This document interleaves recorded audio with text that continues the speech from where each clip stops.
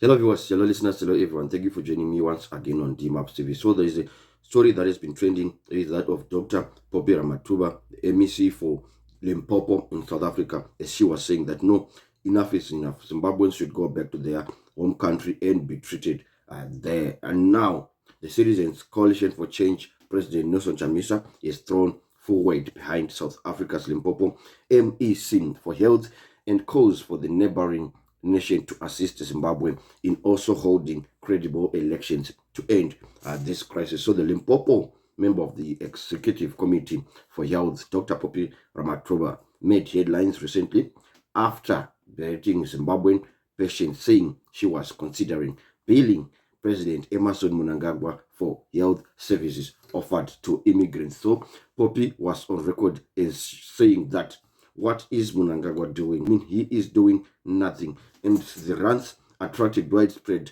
criticism, with the Zimbabwe embassy in SI vowing to engage authority in country over the matter. So, but in a detailed document that was seen by this publication.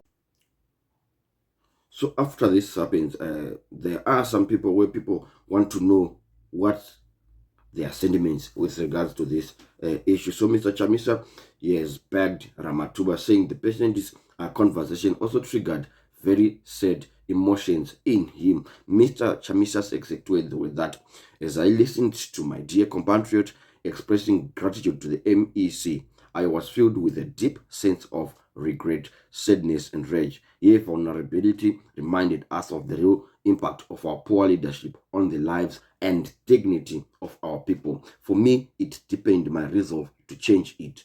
Like many other Zimbabweans who have yet to shelter outside our borders, she did not want to be there. It was not her choice. She is there because her leaders back at home do not care about her, he said. Chamisa also said, by the government's own estimates, people have left the country at a higher rate than at any time in Zimbabwe's history since the onset of the Second Republic, with migration reaching its peak in 2021. So this generally means that President Mnangagwa has presided over the period where most migration crisis has happened. This is a very sad statistic in one's tenure as president. So the opposition leader said in the 12 months to March 2020, the UK took in 1,059 Zimbabweans on that country's skilled work visa.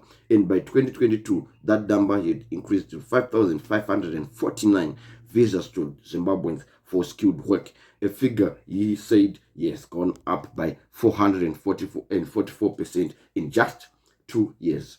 Chamisa also lamented on the fact that Zimbabwe is among the top 5 recipients of skilled visas to the UK, regardless of the fact that a country with a population of just about 15 million is now in the same category with nations such as India, which with its population of over a billion people in terms of exporting. So we are comparing the 15 million people in Zimbabwe and the over a billion people in India, and we are seeing that Zimbabwe's statistics of migration is almost similar to that.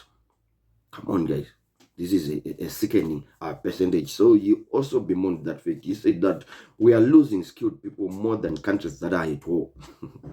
Where are all these skilled people coming from? Many are coming out of our hospitals. Not only are they unable to feed their families, but they also have to face the emotional and psychological trauma of watching their patients die from what should be easily treatable ailments, he also said. So the opposition leader also said data from the survey showed that the country has a ratio of 1.6 doctors per 10,000 people, contrary to 23 doctors per 10,000 people, in line with international best practices, with the nurses to patients ratio standing is at 7.2 nurses per 10,000 people, is opposed to 83 per 10,000 people. And currently, more than 700 children have been killed by measles, a disease that should be not afflicting us in this century.